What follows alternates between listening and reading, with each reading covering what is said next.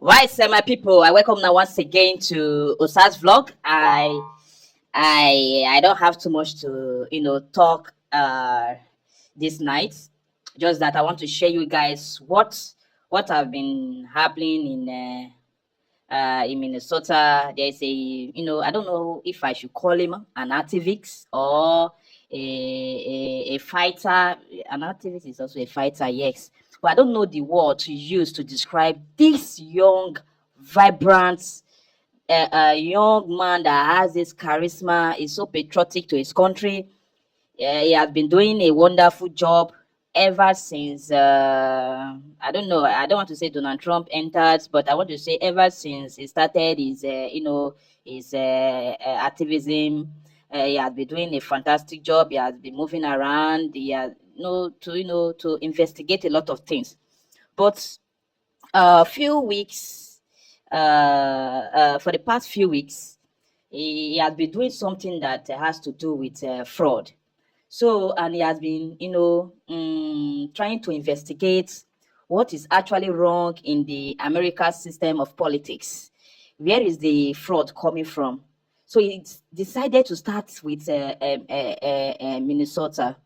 So he went there to investigate about the daycare, what is happening, why are they, pumping money in a particular daycare, and it's not that okay with it. So he decided to carry out a proper investigation about that daycare, about that place that the politicians are, pumping their money in, and in the name of they are doing it like for child support, for you understand what I'm trying to say. So this young man decided to investigate about that that state, to know if truly those things that government is awarding money for, if truly, if the thing is real or fake. So he has been doing, and I've been following him, checking his video. I would have loved to play the video for you guys, but I want you guys to listen, because Nickshirley and David. So this David is the man that has been doing the job ever since then. He has been trying his possible best to review these fraudulent people. And these particular people, they are from the Somali community in Minnesota. So, and these people, they have changed the narrative. They have changed the narrative that the boy is a racist and it's not a racist, which is Nickshirley. They are saying Nickshirley is a racist and it's not a racist. Now they are saying that Nickshirley does not like the black people. That Nickshirley, sorry if I'm not pronouncing your name very well, is focusing on the black. Now, the Somali community in Minnesota, I've heard about you guys. How you guys disassociate yourself away from the black people. You don't like to associate with the black. You don't want them to address you as the black people. You don't want them to address you that you are from Africa. But now that Nickshirley decided to investigate about your community, you are now saying that Nickshirley does not like the black people. Now you have accepted that you are not a black person. You have accepted now that you are from Africa. Do you want us to fight for you? When we called you sister, brother, you turned your back against us.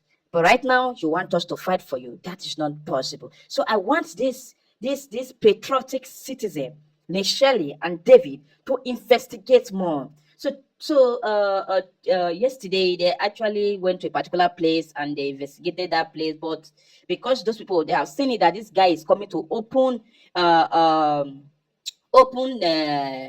a hidden truth that they don't want to let go out of the basket. They are now trying to drive him away. So now Nickshirley, this particular one is between Nickshirley and David. So David is trying to tell Nickshirley that this is what has been happening in that community. So please listen to the voice. I can play the video for you to see and listen to, but just try and listen. I don't know if this thing that I'm about to do, if it's against YouTube policy, but I guess it's not. Fraud scandal for years. So here in Minnesota, you have daycare fraud, you have adult daycare Now fraud, this is you Nickshirley have talking. healthcare fraud, and you even have more fraud what's some of the fraud that's also taking place here inside of Minnesota? Well, what I think Now might be David is sort talking. of the heart of the Listen. beast here is this transportation fraud. And what I mean by that is in Minnesota, we have something called non-emergency medical transportation, NEMT. My research has shown that there are about 1,020 such companies in Minnesota, and more than 90% of them are Somali owned. So right here on the table, what do we have? All this information, right? Can you hear that? So I have a number of companies that are located here in the Twin Cities, and this is just a fraction of the companies that are out there. What I found was that the national average for a non-emergency medical transportation company is 20 vehicles per company. A lot of these companies, their address is an apartment, some are in a house, some are in a convenience store, some of them in a vacant building. There's no signage, there's nobody there. And so why would there be such a need for all these transportation companies here inside of Minnesota? So if you think of this transportation as the hub of the wheel, so childcare is a spoke, adult daycare is a spoke, autism is a spoke, the interpreter services, which we can get into, that's another spoke. It all ties back to transportation. Why? Because those meals someone had to deliver those meals, someone has to deliver the kid to autism, or say they did. So it all revolves around the transportation. And so when you're looking at this, you say, okay, well, let's just be conservative. Let's go on the low side. Let's say there are only 800 Somali-owned non-emergency medical transportation companies in Minnesota. Well, again, the average is 20 vehicles per company. So that's 800 times 20. And the way these NEMT companies are paid is if they bring someone to a doctor's appointment, whatever the case might be, or Costco or wherever they're going, because remember, it's not emergency medical transportation. Well, we went to Costco because they have to eat or they'll die. So that's considered, right? So it's almost impossible to figure out from the outside what exactly the payments are for each of these trips. But I have a pretty good idea. So when someone provides a transportation to a facility or a location, they're also paid for the time to sit there and wait for the appointment to end and then drive the person back. So they're paid 3 different ways. And the average is going to be $50 per trip. So it's going to the appointment as a trip, coming back trip. So that's $100 per round trip. So if you have 800 companies in Minnesota that are NEMT companies, they all own 20 vehicles, and they're all making 10 trips a day, and it's $50 per trip. So it's 800 times 20 times 10 trips times $50 a trip. Do the math. And the reality is, how many of these trips are being provided? 0. They don't have to provide any. Why? Because when they are paid by the state of Minnesota, these companies go online and they fill out a form, and it just says, okay, how many trips, how many miles. They submit that electronically to the state, and boom, they get paid. Wow. Nobody bothers to check. They don't call the dentist. Did this kid show up? They don't do anything. As soon as that form is filed with the state of Minnesota, that payment goes out immediately. Hope you So can hear. essentially, these transportation companies are what hold all of the fraud together, because you have the daycare centers working with the transportation companies, the adult daycare centers working with the transportation companies, the healthcare companies working with the transportation companies. So it's just another way to bill and to also make it look like something's happening here inside of Minnesota. This is the belly of the beast. All of this fraud revolves around these transportation companies. All of it. This touches every part of fraud here in Minnesota. And today we're going to go confront these people.